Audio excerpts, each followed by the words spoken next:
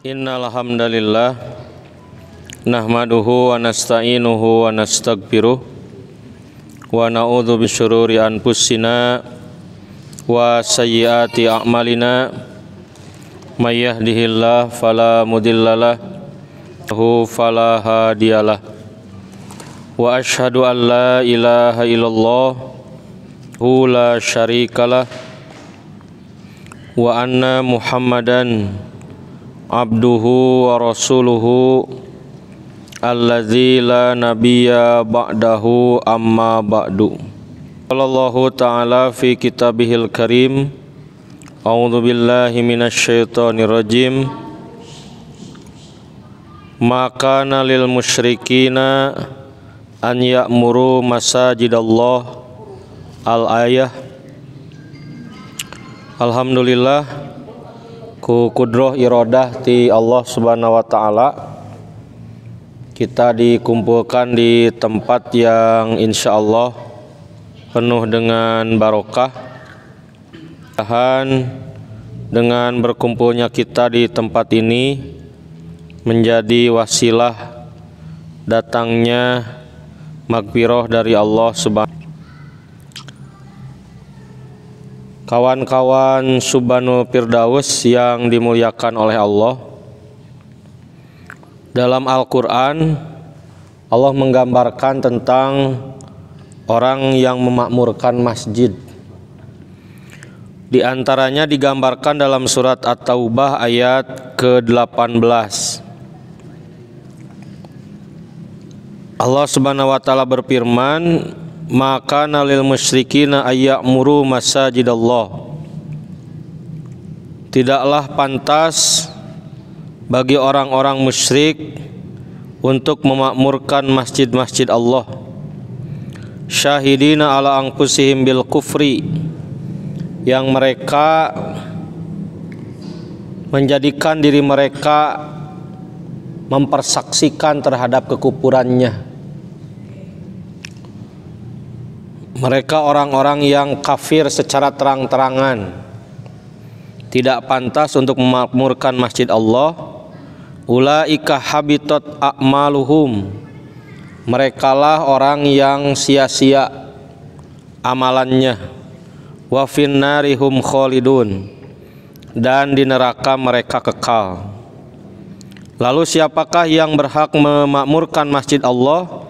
Innama ya'muru masajidallah, tiada lain yang memakmurkan masjid Allah itu man amana billah wal yaumil akhir wa aqamas shalah wa ataz zakah wa lam yakhsha illallah. Ada beberapa kriteria. Satu, iman kepada Allah. Yang kedua, iman kepada hari akhir. Yang ketiga, mendirikan salat. Yang keempat, melaksanakan atau menunaikan zakat. Kemudian yang kelima, dia tidak takut selain kepada Allah. Fa'asa ulaika an yakunu minal muhtadin. Maka orang yang datang ke masjid ia beriman pada Allah dan hari kiamat, datang ke masjid itu untuk mendirikan salat, datang ke masjid itu untuk menunaikan zakat, datang ke masjid itu hanya takut kepada Allah, hidupnya akan mendapatkan petunjuk. Para ulama mengatakan berdasarkan ayat ini bahwa seseorang dikatakan memakmurkan masjid Allah itu ketika datang ke masjid, dia diam di masjid dan melaksanakan amal-amal soleh. Yang kedua, dia datang ke masjid dan mencari apa yang rusak di masjid, lalu dia memperbaikinya.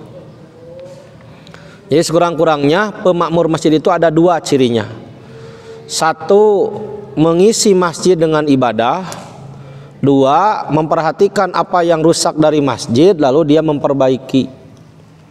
Maka tidak termasuk orang yang memaukan masjid kalau ketika datang ke masjid mah datang tapi bukan beribadah. Contoh,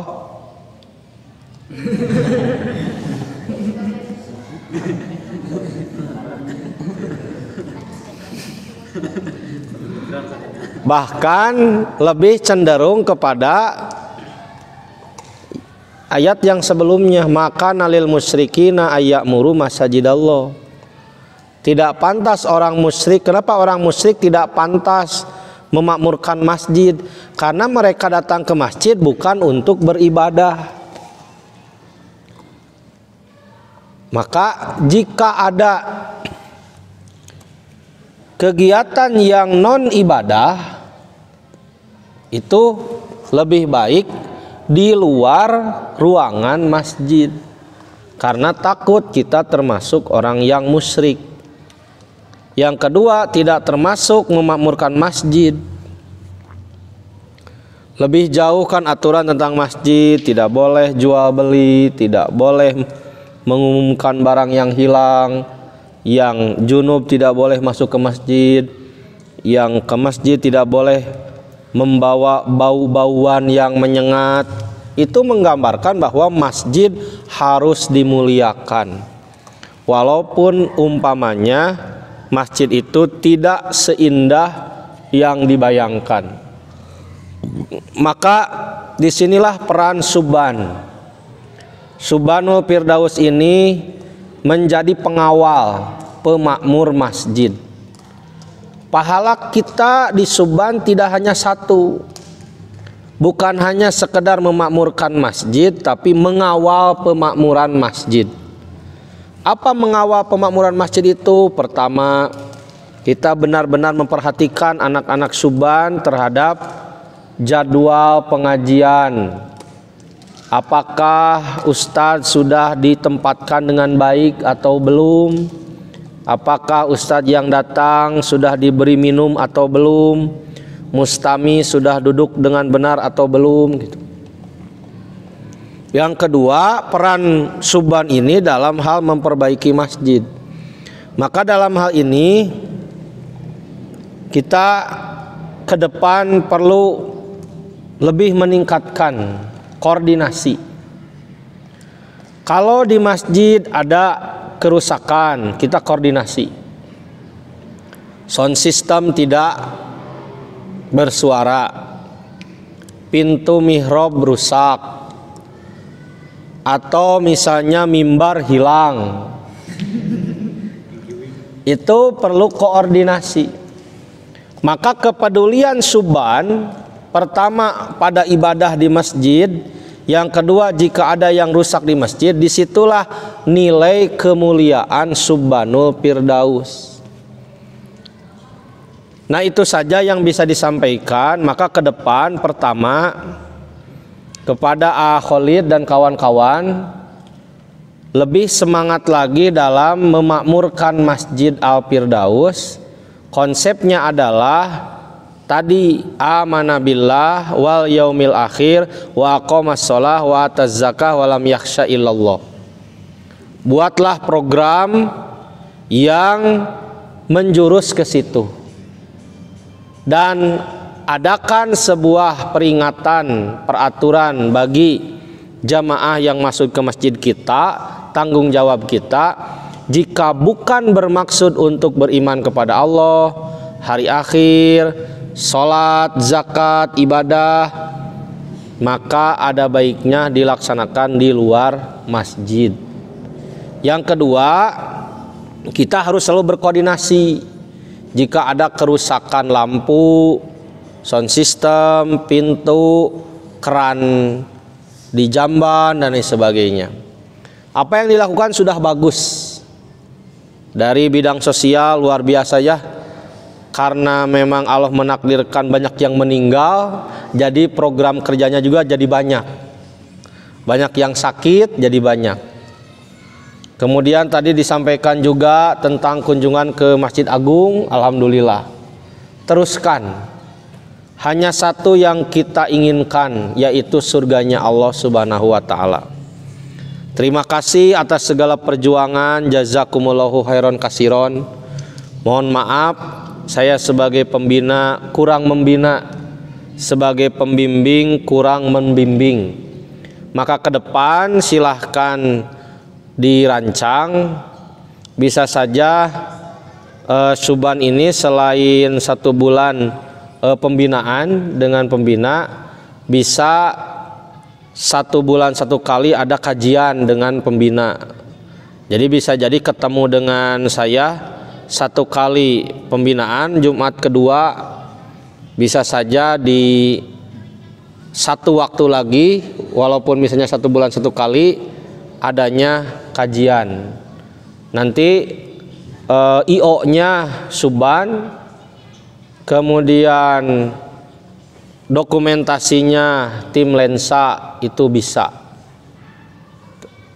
Apakah misalnya di Jumat keempat, jadi pas ya, Jumat kedua pembinaan, Jumat keempat kajian dengan pembina, itu bisa diatur. Kalau misalnya setuju, nanti direspon, dimusyawarahkan. Kalau misalnya tidak setuju atau kalian punya program yang sudah disiapkan, silahkan, itu tidak jadi masalah. Misalnya kalau di pemuda itu kegiatan Jumat keempat atau ketiga, keempat. Nah, bisa misalnya kalau pemuda pada asar ya, nah misalnya Suban jam 2 sampai jam 3 misalnya, itu bisa diatur. Itu mungkin yang bisa disampaikan. Silahkan kalau ada laporan. Jadi poin penting dari pertemuan dengan saya hari ini, saya siap untuk kembali membina secara materi kajian dan bisa mengundang halayak ramai. Tapi mohon maaf, 1 bulan 1 kali untuk sementara waktu kita berbagi dengan tanggung jawab yang lain. Nah, diantaranya yang baru terbayang itu Jumat keempat supaya pas gitu. Sekarang kita kumpul di sini Jumat kedua, maka kita ketemu lagi di Jumat keempat sekitar jam 2 jam 3. Kalaupun nanti ada halangan rintangan, kita bisa bergeser di hari yang lain asal di pekan keempat. Maksudnya supaya tidak terlalu jauh, tidak terlalu dekat, 2, 4 gitu. Itu silahkan kalau ada yang mau disampaikan. Terima kasih sekali lagi, Subhanul Firdaus, dan mohon maaf atas segala kekurangan. Aqulu qouli hadza wa astaghfirullah li wa lakum. Wassalamualaikum warahmatullahi wabarakatuh.